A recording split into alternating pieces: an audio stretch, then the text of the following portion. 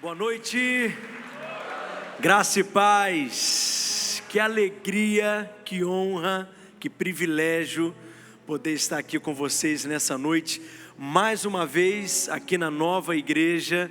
Ano passado nós estivemos aqui e como que eu fui inspirado, impactado e fiquei feliz quando recebi o convite para estarmos juntos aqui novamente.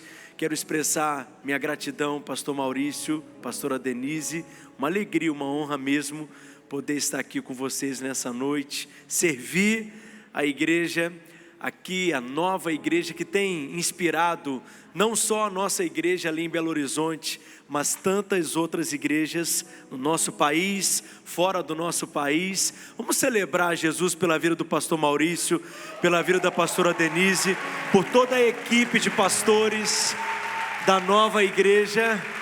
É uma honra muito grande. E dessa vez, como a pastora Denise disse, eu vim multiplicado, né? A Naila está aqui me acompanhando, estou com o Pedrinho também aqui vibrando ali com a bateria, e com os meus pais também, e estou muito feliz de tê-los todos aqui comigo. Estou aqui bem acompanhado e muito bem acompanhado também. Pastor Maurício me preparou algo assim. Pensa a minha situação nessa primeira fileira aqui, olha, né? Pastor Maurício assim, ó, na minha cara, do lado da pastora Denise, né? Fora todos os pastores da nova, e tem pastor Pio Carvalho, pastor Lim, o pastor Rômulo, pastor Gabriel. Estou muito vai intercedendo, orando por mim, para que eu pregue em paz. Aleluia. Mas é uma alegria realmente estarmos juntos aqui.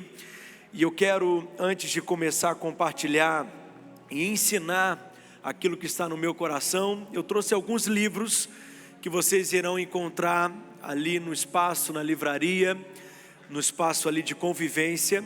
Esses livros, na realidade, eu sempre digo que eu não me considero um escritor. Eu tenho o encargo de ensinar a igreja. E sendo muito sincero, especificamente a igreja local em que sou pastor, mas tenho tido a oportunidade de abençoar e semear em tantas outras igrejas no corpo de Cristo.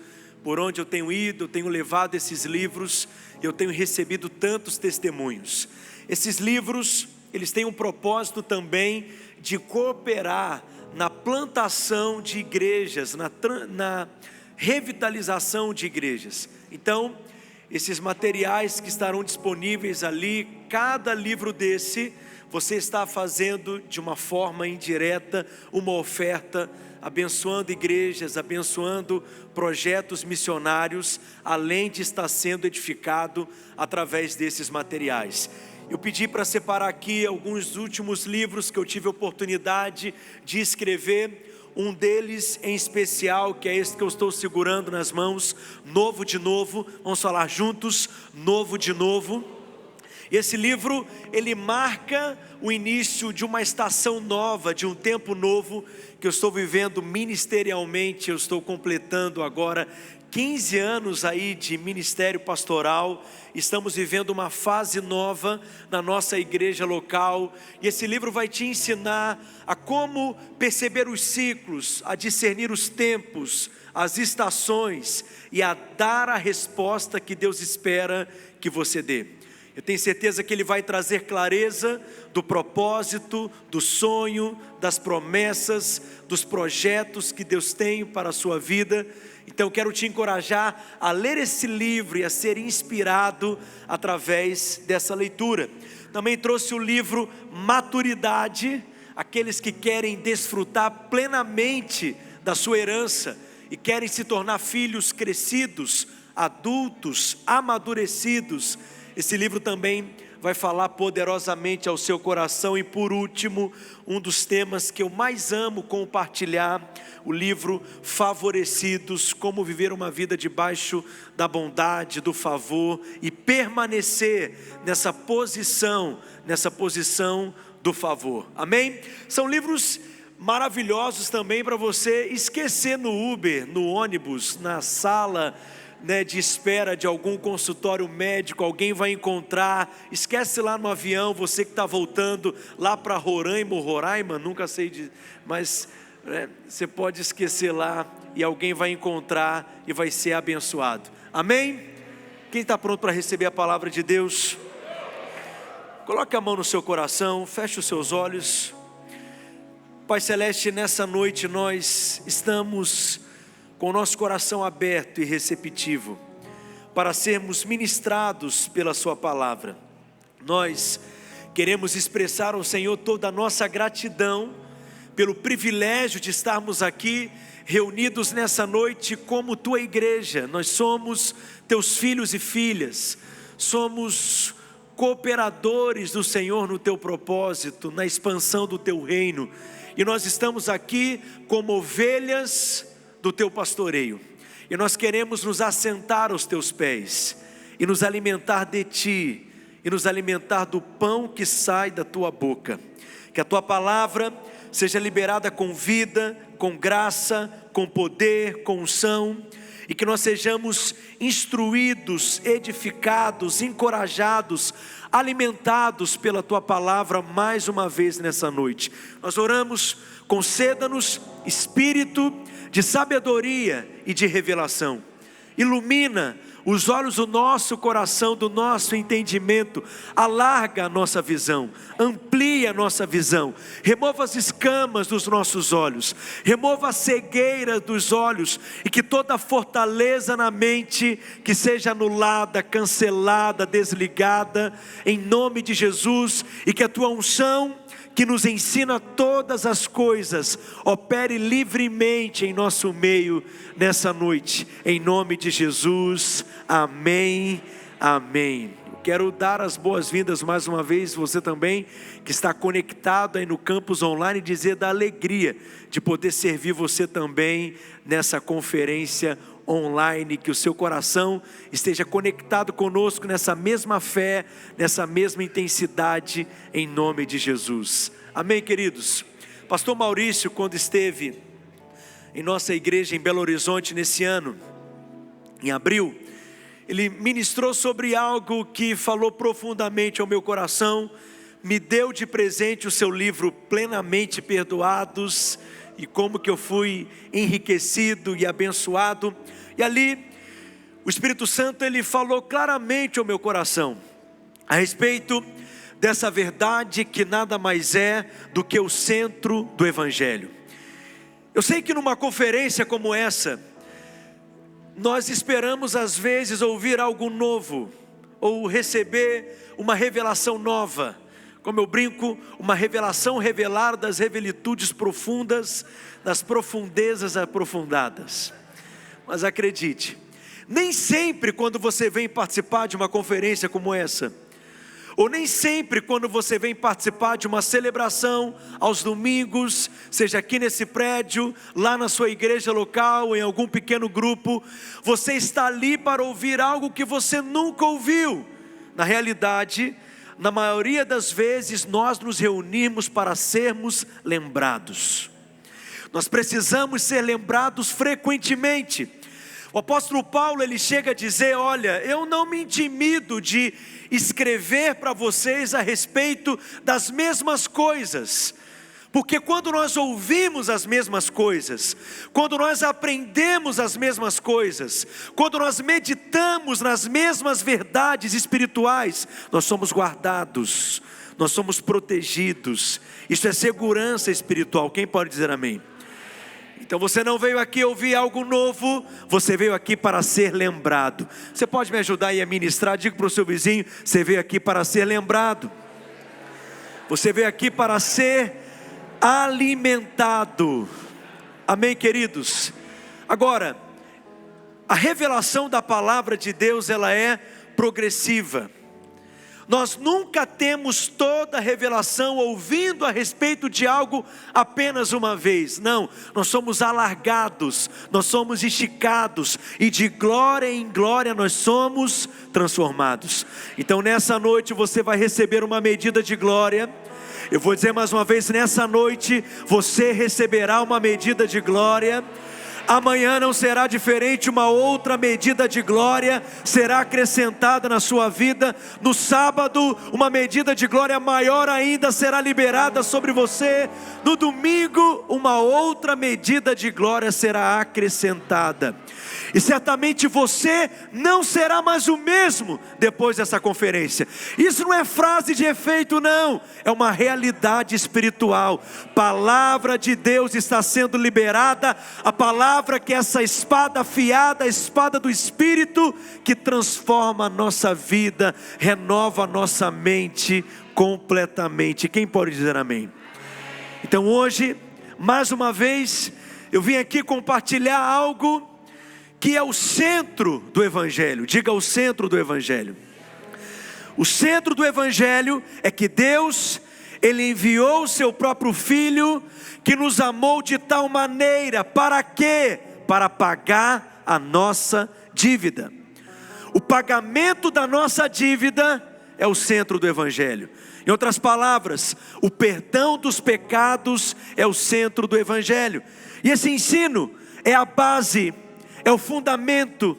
Se nós queremos avançar na graça, se nós queremos avançar em cada aspecto da nossa vida, na perspectiva da graça, na lente da graça, nós precisamos estar fundamentados, enraizados. Nós precisamos estar firmados nesse fundamento, nessa rocha que nos torna completamente inabaláveis. E qual é esse fundamento? O fundamento é o Evangelho. E o centro do Evangelho, a fonte de todas as bênçãos, a origem, a matriz de todas as bênçãos, é o perdão dos pecados.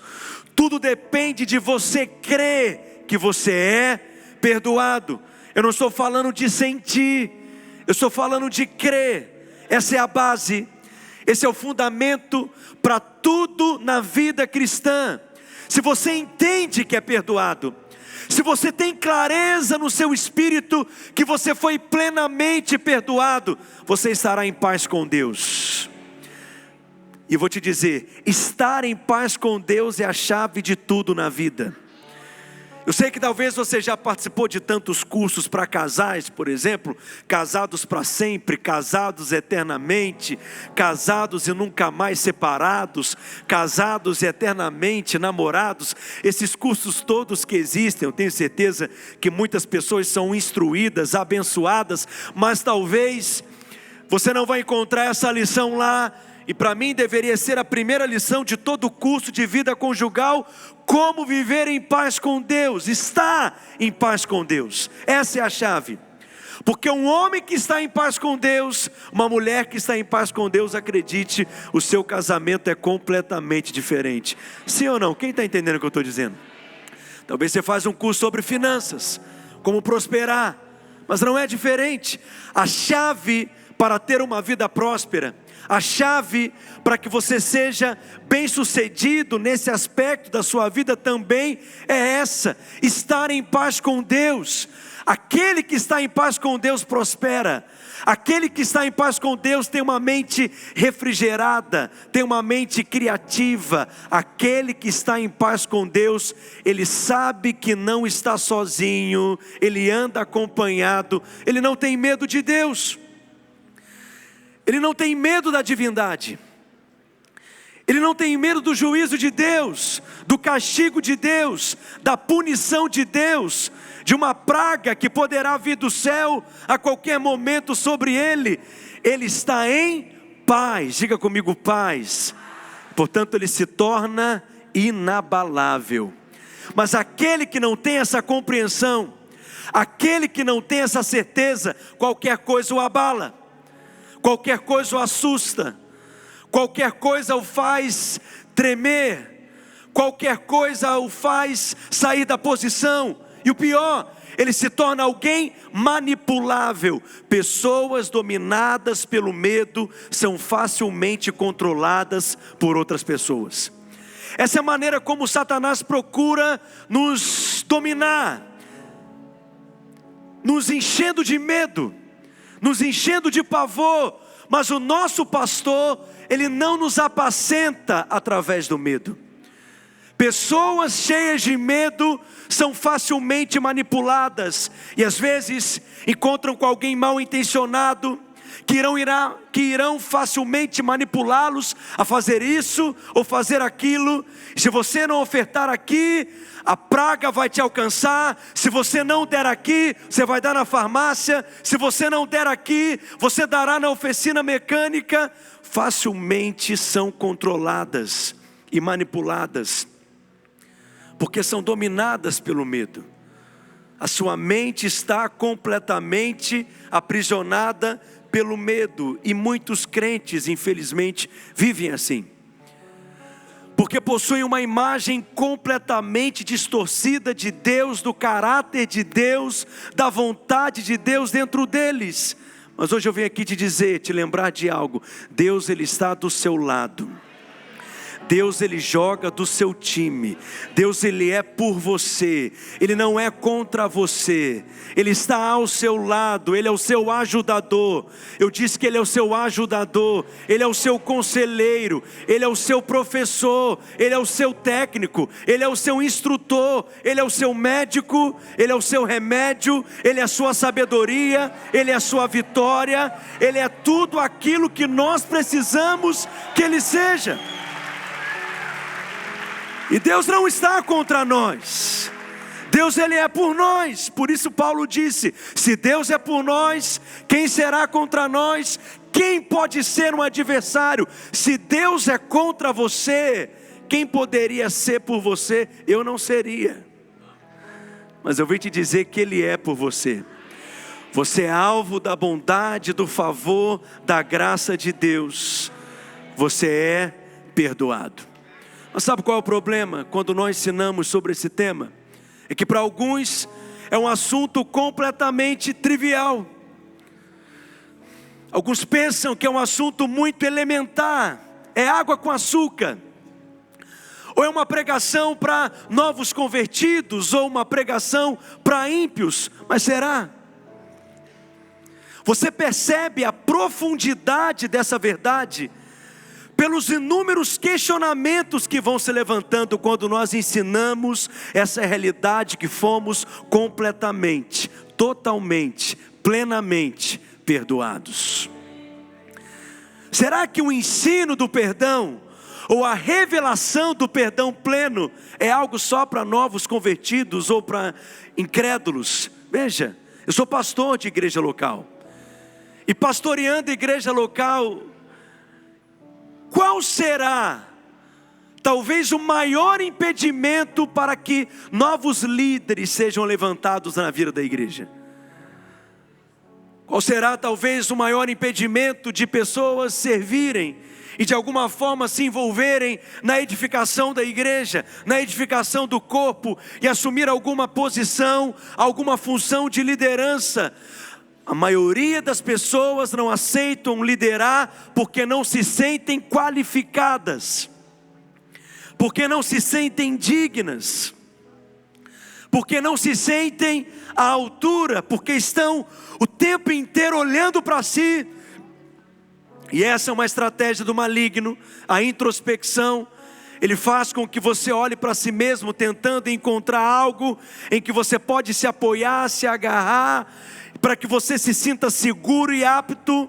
Mas veja que muitos se sentem desqualificados para liderar, para assumirem posições, para assumirem funções, para de alguma forma cooperar com a edificação da igreja. Então veja que é porque não creem no perdão. Pastor, é claro que creem, e porque creem foram salvos, nasceram de novo, mas é porque creem no perdão por medidas. É como se o perdão de Deus fosse dado a conta-gotas. É como se Deus nos desse um perdão parcial, para de alguma forma nos segurar, para manter os seus filhos obedientes, para manter os seus filhos fiéis. Quem está entendendo? Falta de entendimento, falta de clareza, falta de revelação. Então perceba que esse não é um assunto elementar. Veja, é o centro do Evangelho. Nós poderíamos aqui estar falando sobre como construir um casamento bem-sucedido. ensinar princípios de como viver uma vida familiar de sucesso. Poderia ser ensinado aqui como criar seus filhos, como levar a sua empresa a crescer, como sair de uma crise financeira. Pode ser bom, pode ser útil, pode edificar pessoas, mas acredite, a única mensagem que tem poder para salvar é a mensagem do Evangelho. A única mensagem que realmente tem poder para gerar a experiência de novo nascimento, de regeneração, é a mensagem do Evangelho. Eu posso falar sobre todas essas coisas, e podem ser coisas boas, úteis, mas eu preciso proclamar, afirmar que Cristo morreu, que na cruz os nossos pecados, todos eles foram cravados, e que hoje nós não temos mais passado, e o nosso futuro está garantido, e vivemos debaixo do sangue do Cordeiro. Alguém pode dar um glória a Deus? Agora, se isso não está sendo falado, o Evangelho não está sendo pregado. Se esse testemunho não está sendo sustentado, o Evangelho não está sendo pregado. O problema é que, infelizmente, em poucos lugares você vai ouvir essa mensagem, e quando ouvir, vão apenas pincelar, tocar de uma forma superficial. Quem está entendendo? Talvez nós nunca vivemos num tempo na igreja com tantas pregações, e pregações de todas as formas. Na internet há um cardápio variado, pregadores de todos os gostos, pregadores de todos os tipos, sim ou não? Há muita pregação, mas infelizmente há pouca pregação do Evangelho. Há muita pregação, mas uma pregação humanista, onde o homem está no centro, onde nós pregamos aquilo que o homem tem que fazer para ser abençoado. Mas essa não é a pregação do Evangelho. A pregação do Evangelho é aquela em que Cristo é o centro da mensagem, Cristo é o centro da pregação, e a igreja, ela é edificada através dessa mensagem. Então, será que o Evangelho é apenas algo para novos convertidos ou incrédulos? Abra sua Bíblia comigo em Romanos, no capítulo 1, no verso 16. Olha o que o texto diz. O apóstolo Paulo, ele afirma: pois não me envergonho do Evangelho. Romanos, capítulo 1, verso 16. Quantos aqui não se envergonham do Evangelho? Porque não há mensagem mais maravilhosa, não há mensagem mais extraordinária, não há mensagem mais poderosa do que a mensagem do Evangelho. E ele diz: pois não me envergonho do Evangelho, porque é o poder de Deus, artigo definido. Ele diz que o Evangelho é o poder de Deus. Para quê? Para a salvação. O Evangelho é o poder de Deus para a salvação. E quando o Evangelho é pregado, e nós cremos no Evangelho, e temos revelação do Evangelho, e nos colocamos debaixo da influência do Evangelho, nós desfrutamos do poder do Evangelho para salvação. Alguém diz amém? A palavra salvação aqui é o substantivo sotero, mas a palavra salvação, o verbo salvação é sozo, e sozo tem um significado muito mais amplo do que a libertação da condenação eterna. Sozo significa curar, restaurar, libertar, transformar. Aquele que crê no Evangelho e aquele que se coloca debaixo do poder e da influência do Evangelho, ele experimenta cura, restauração, libertação, transformação. Quem entende o que eu estou dizendo?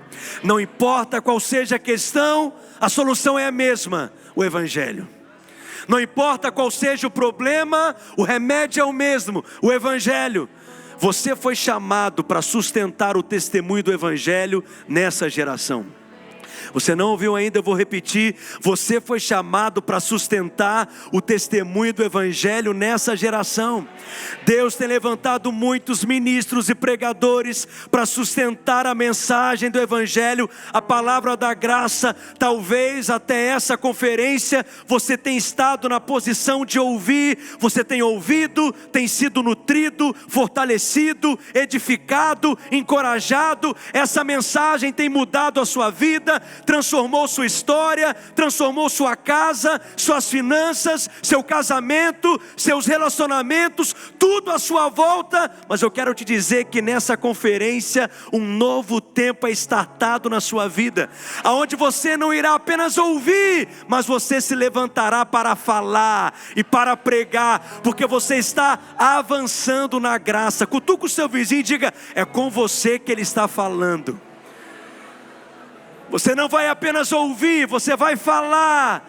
Então há centenas de pregadores e homens e mulheres que sustentarão esse testemunho nessa geração, se levantando nesse lugar. E você vai pregar com ousadia, com intrepidez, e a palavra que sairá da sua boca será confirmada com sinais e com manifestação de poder, porque aonde o Evangelho é pregado, há salvação. Quem pode dar um glória a Deus?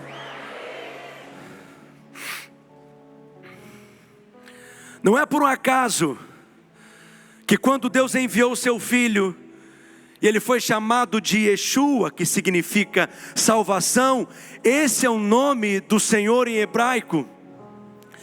Ele não veio nos ensinar um caminho de como ser salvo. Ele não veio nos mostrar como ser salvo, ele veio para nos salvar. Ele mesmo é a nossa salvação.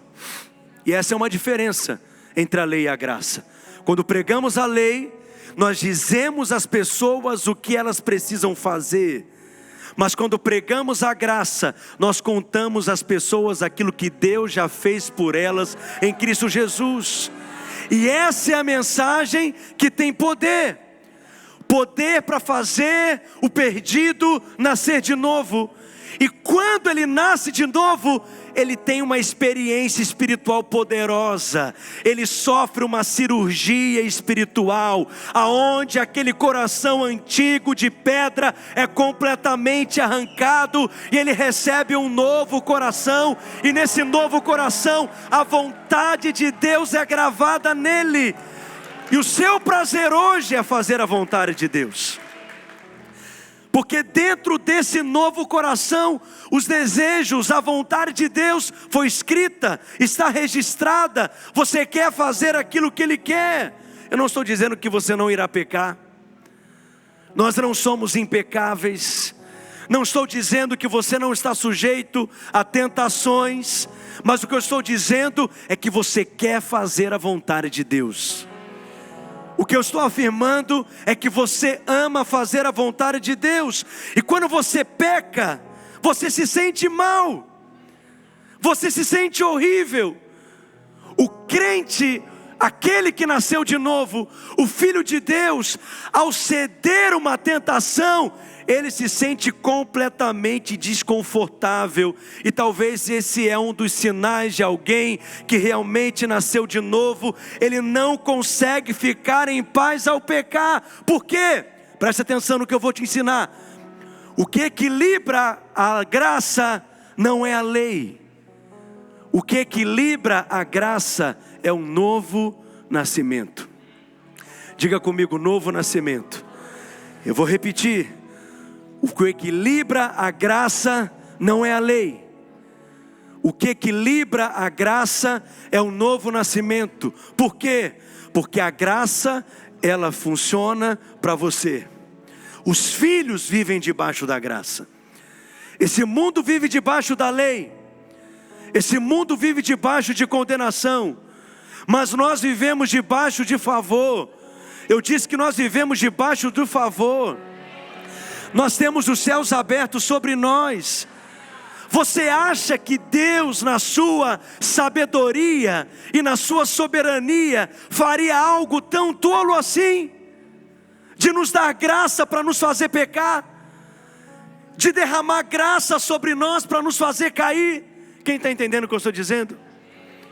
Deus não faz isso. Deus, Ele é sábio. E por que Deus não faz isso? Porque a força do pecado não é a graça. A força do pecado é a lei. 1 Coríntios no capítulo 15, no verso 56, esse texto é poderoso. Paulo faz uma afirmação, ele diz que o aguilhão da morte é o pecado. Agora leia comigo: e a força do pecado é a lei. Diga comigo: a força do pecado é a lei. Esse é o raciocínio bíblico. Quanto mais vivemos debaixo da lei, mais o pecado se manifesta na nossa carne. Como nós podemos perceber se estamos vivendo debaixo da lei? Preste atenção. Jesus, ele faz uma afirmação no Evangelho de João, no capítulo 5, no verso 45. Ele declara, ele afirma que quem nos acusa é Moisés. Olha o que ele diz, João capítulo 5, verso 45: não pensei que eu vos acusarei perante o Pai. Quem vos acusa é Moisés. Obviamente aqui Moisés está sendo usado como símbolo da lei. Mas veja que aquele que nos acusa, segundo Jesus, é a lei. Na realidade o diabo, ele é o acusador. Mas ele usa a lei para nos acusar. E a principal arma do diabo contra nós chama-se acusação. Aquele que vive debaixo de culpa, aquele que vive debaixo de condenação, não consegue manifestar a sua fé, não consegue exercer autoridade espiritual contra o adversário. Portanto, quando nós aceitamos a acusação, quando nós aceitamos a condenação, nós estamos nos colocando debaixo da lei. E quanto mais estamos debaixo da lei, mais o pecado se torna mais forte. Então essa é a lógica da palavra de Deus. Preste atenção. A consequência daquele que vive debaixo da lei sempre é um sentimento de condenação. Como perceber se eu ainda vivo debaixo da lei? É esse sentimento de inadequação. É esse sentimento de intimidação, de acusação. Qual que é o crente que às vezes se abre para o pecado? É aquele que pensa que Deus desistiu dele. É aquele que acredita que já esgotou a paciência de Deus. É aquele que pensa que Deus já abriu mão dele, porque ele está debaixo de culpa. E aquele que vive debaixo de culpa se torna vulnerável. João capítulo 8, no verso 10, Jesus, tendo a experiência com aquela mulher que foi pega em flagrante adultério, olha as palavras de Jesus, João capítulo 8, versos 10 e 11, erguendo-se Jesus, e não vendo a ninguém mais além da mulher, perguntou-lhe: mulher, onde estão aqueles teus acusadores? Ninguém te condenou? Respondeu ela: ninguém, Senhor. Então ele lhe disse, vamos falar todos juntos as palavras de Jesus, para tremer esse auditório aqui, diga comigo: nem eu tampouco te condeno, vá e não peques mais. João capítulo 8, verso 10 e 11, vá e não peques mais. Aquela mulher só foi capaz de cumprir aquela direção de Jesus, porque antes ela havia recebido um dom, o dom da não condenação. E porque ela não deveria mais viver debaixo de culpa e de condenação, ela poderia sim dizer não para o pecado. E eu digo a você, você pode dizer não para o pecado. Romanos capítulo 6, no verso 14, olha o que Paulo diz: porque o pecado, ele não terá domínio sobre vós. Romanos 6,14, agora leia comigo: pois não estás debaixo da lei, e sim da graça. Por que o pecado não tem mais domínio sobre nós? Porque nós não estamos debaixo da lei, que é a força do pecado. estamos debaixo da graça, e aquele que está debaixo da graça, ele experimenta a vitória sobre o pecado, porque a vitória sobre o pecado, você não experimenta na força do seu braço, ela nos é dada, e ela nos é dada através da graça. Você entende isso? Você está aqui comigo ainda? Então o contrário também é verdadeiro. Se o pecado não tem mais domínio sobre nós, porque não estamos mais debaixo da lei, e sim da graça, aquele que vive debaixo da lei, o pecado terá domínio sobre ele. Aquele que vive debaixo da lei, ele se torna vulnerável diante dos assédios, das tentações, diante do pecado e das paixões na sua carne. Quem está aqui? Mas aquele que vive debaixo da graça, o pecado não tem mais domínio sobre você. E se o pecado não tem domínio, a doença não tem domínio, a miséria não tem domínio, a morte não tem domínio, a maldição não tem domínio, o diabo não tem domínio. Quantos aqui vivem debaixo da graça? Então qual que é a força do pecado? É a lei. Quanto mais a lei é pregada, guarde isso, mais pecado é produzido. Pregar a lei produz pecado, pregar a graça produz santidade. Pregar o perdão, pregar a não condenação, não nos faz tolerantes ao pecado, porque o perdão não apenas apaga o nosso passado, o perdão não é apenas a nossa dívida sendo quitada, é você receber libertação do pecado. Você foi liberto de todo o domínio do pecado, e hoje você pode manifestar santidade, justiça, porque é isso que você é, justo em Cristo Jesus. Quanto mais você crê que é pecador, mais no pecado você vai viver. Mas quanto mais você crê que é justo, mais justiça você vai manifestar. Alguém pode dizer um aleluia? Preste atenção. Alguns pensam que quando nós ensinamos isso, nós estamos estimulando as pessoas a viverem na licenciosidade. Mas pense comigo, se não é esse ensino tradicional, ou ensino religioso que vemos de uma forma tão presente nas igrejas, que na realidade é sim um ensino que produz licenciosidade.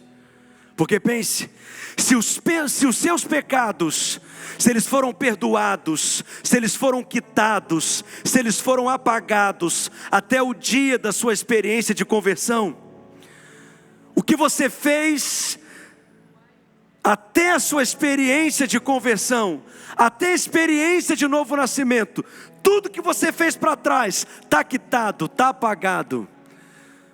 Tudo que você fez anteriormente, seu passado foi completamente apagado. Mas o que você faz a partir do momento da experiência de novo nascimento, aí é com você. Para que você seja perdoado, então, você tem que chorar amargamente, você tem que se arrepender profundamente, você tem que prometer para Deus que nunca mais cometerá aquele pecado. Você tem que dizer para Deus o quanto que você está genuinamente arrependido, e aí então quem sabe você é perdoado. Isso se não é um pecado de algum antepassado, você tem que descobrir o que ele fez, e aí os crentes vão inventando tudo quanto é coisa. Agora eu pergunto para você, será que você nunca encontrou uma pessoa na vida da igreja que usa desse ensino como desculpa para pecar? Como se a confissão de pecados fosse um sabonete espiritual, que você peca e basta confessar que então você vai ser lavado. O rapaz, ele quer seduzir a Joaninha. Isso não acontece no Rio, só aqui não. Vamos lá, Joaninha, o que tem de mais? E ela fala, não, mas é pecado. Mas ele diz, não, eu aprendi que se você confessa, você é perdoado. Aí ela fala, então tá bom. É verdade ou não? Esse é um ensino tradicional. Mas quantos já usaram desse ensino como desculpa para pecar? Por quê? Porque se ele confessar, A confissão de pecado é igual a um sabonete. Ele se limpa com o sabonete, está lavado com o sabonete, está limpo de novo. Mas essa não é a mensagem do Evangelho. Então você percebe como que esse ensino de fato não é trivial. Eu quero te dizer que você foi plenamente perdoado, totalmente perdoado, completamente perdoado dos seus pecados passados, presentes e futuro. E aquele que tem essa revelação, acredite, ele teve uma experiência com a graça e ele não quer viver no pecado, porque a graça nos ensina. Eu disse que a graça nos ensina, a graça nos instrui, a graça nos educa como viver uma vida plena, a como viver uma vida abundante. Olhe para mim, são quase 10 anos que eu tenho enfatizado esse ensino, e é o que eu prego toda semana, todo domingo. Tenho falado em muitos ambientes diferentes, em igrejas diferentes, e sabe o que eu percebo? Eu tenho tido algumas experiências com isso. A primeira é que tem gente que me escuta falar dessas coisas, fica com raiva de mim, mas por alguma razão permanece ouvindo. E eu vou te dizer, eu preciso agradecer aqui publicamente, porque sem exagero, quase toda semana alguém me procura no final de uma celebração dizendo: olha, eu vim aqui porque alguém da nova igreja me indicou para cá. Pastor Fragali disse, essa semana eu conheci uma irmã, ela disse que estaria aqui, Ana Cristina, não esqueci o nome dela, Ana Cristina, aleluia, toda semana, obrigado pastor. Mas muitos ficam indignados, ficam nervosos, mas por alguma razão continuam ouvindo, até que a revelação e a luz de Deus vai esclarecendo, vai trazendo entendimento, e mesmo às vezes não entendendo completamente, o Espírito Santo vai testificando, mostrando: olha, aquilo que ele está dizendo é a verdade, esse é o ensino do Evangelho. Alguém teve uma experiência semelhante assim? Mas sabe uma outra coisa que eu tenho percebido? É que às vezes você ouviu, a mensagem te impactou, tocou seu coração, mudou a sua vida, seus olhos foram abertos, você teve revelação, e aí você diz: todos precisam ouvir o que eu tenho aprendido, e quando você vai abrir a boca para falar, você não consegue às vezes se expressar claramente. Aí você fala: não, você tem que ouvir o Fragali, vai lá no YouTube. Mas acredite, você vai crescer em sabedoria para falar a mensagem com clareza. Quem diz amém? Uma outra coisa que eu tenho aprendido, que você pode ouvir 10 pregações do Evangelho da Graça. Uma pregação da lei que você escuta parece que desfaz aquilo que você ouviu. E aí você precisa perceber quando há morte na panela e discernir aquilo que você tem comido e aquilo que você tem se alimentado, porque pregação é comida. Mas uma outra coisa que eu quero te dizer que eu tenho aprendido é que muitas pessoas têm tido revelação, muitas pessoas têm tido entendimento, mas na hora que elas irão fazer a aplicação dessas verdades na sua vida, como aplicar a graça na criação dos filhos, como aplicar a graça nas finanças, como aplicar a graça nos relacionamentos interpessoais, como aplicar a graça na vida conjugal, como aplicar a graça na liderança, como aplicar a graça lidando com pessoas, parece que há um hiato. Parece que às vezes há uma falta de sabedoria e de entendimento para pegar a revelação que tem recebido e conseguir fazer uma aplicação. Quem tem entendido? Mas por isso que eu creio que nesse tempo de avançar na graça, é um tempo de receber sabedoria do céu. E entender como que essa revelação toca e afeta cada área da sua vida, cada aspecto da sua vida. Alguém pode dar um glória a Deus? Diga comigo: a graça me instrui. Diga: a graça me ensina. A graça me educa. Ela te ensina como viver bem no casamento. Ela te ensina como lidar com seus filhos. ela te ensina como lidar com aquela pessoa difícil, ela te ensina como gerenciar conflitos. Tito, capítulo 2, olha o que Paulo escreve no verso 11 e 12, eu amo esse texto. Alguém aqui está sendo edificado?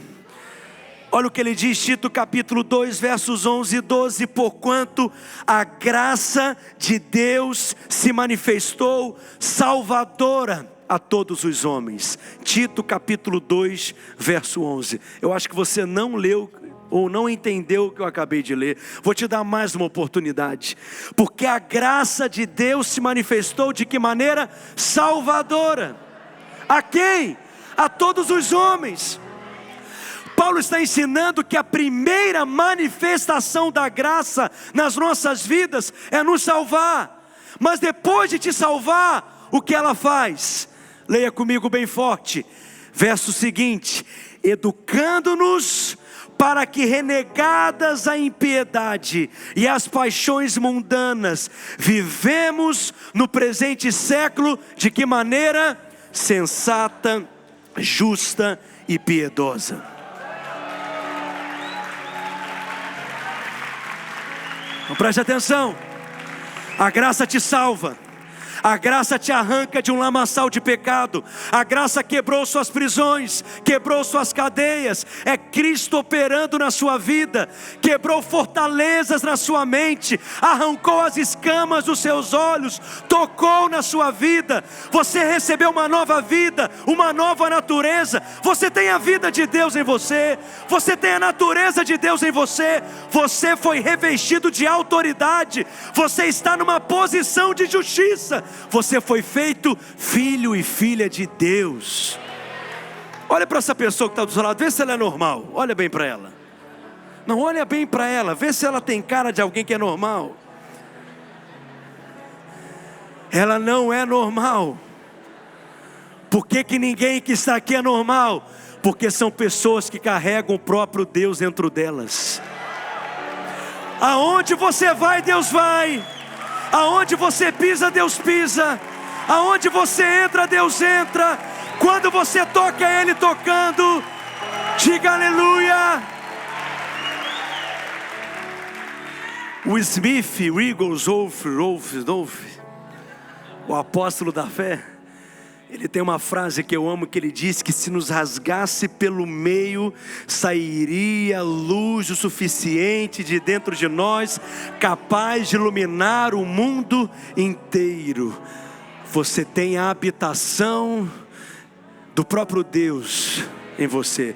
No céu, você não estará mais perto de Deus do que você já está hoje, porque Ele já habita em você.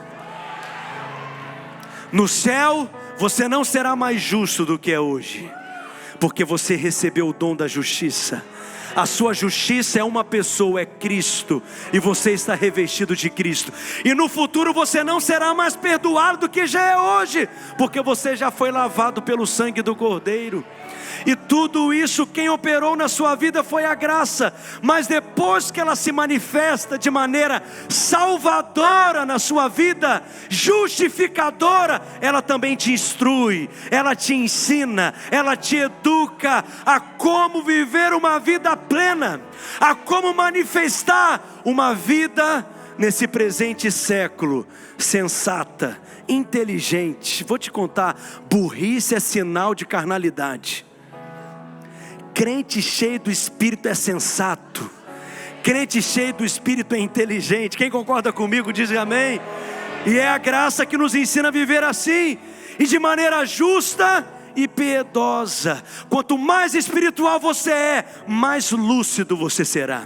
Quanto mais cheio do Espírito você for, mais lucidez e sabedoria você vai manifestar, porque é isso que a graça faz. Ela produz sensatez.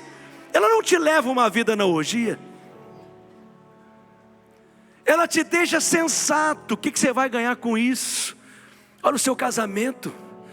Você tem um casamento tão bom, para que você vai mexer com isso? Você vai arrebentar com o seu casamento, vai arrebentar com a sua vida, para que isso? Você está percebendo? A graça te mostra como viver uma vida sensata. a como viver uma vida lúcida, uma vida em que você manifesta justiça, piedade. E ela te diz: foge do pecado. É a graça te instruindo. Não vá para esse lugar. É a graça te instruindo. Não fale isso. É a graça te instruindo. Quem está entendendo? A graça nos ensina a como viver uma vida sensata, justa e piedosa em cada área da nossa vida, em cada aspecto da nossa vida. Eu amo o verso 13, se puder projetar até na NVI, por gentileza, Tito capítulo 2, versículo 13, mas você vai ler comigo assim para tremer esse auditório aqui bem forte. Levanta a sua voz, Tito capítulo 2, no verso 13, por gentileza, nós vamos ler todos juntos. Diz assim o texto: enquanto aguardamos, leia comigo mais uma vez, enquanto aguardamos o quê? A bendita esperança, a gloriosa manifestação de nosso grande Deus e Salvador Jesus Cristo. Ela vai nos manifestar como filhos de Deus glorificados. Tudo isso é pela graça. Você vai se manifestar como um filho de Deus glorificado. Não tente equilibrar a graça com a lei. Não tente produzir cadeia para as pessoas. Não faça das ovelhas de Cristo cativas. As ovelhas de Cristo, elas são completamente livres. Pastores que estão aqui, não construam o seu ministério baseado no medo, baseado na ameaça, baseado na intimidação, baseado na punição, mas edifique o seu ministério baseado na graça, no favor, no amor e na bondade de Deus. Romanos capítulo 2, verso 4, Paulo diz: porque a bondade de Deus que nos conduz ao arrependimento, a mudança de mente, a mudança de mentalidade, a mudança de ideia, é a bondade de Deus que vai te fazer ter uma experiência de metanoia, arrependimento. Quem pode dizer amém?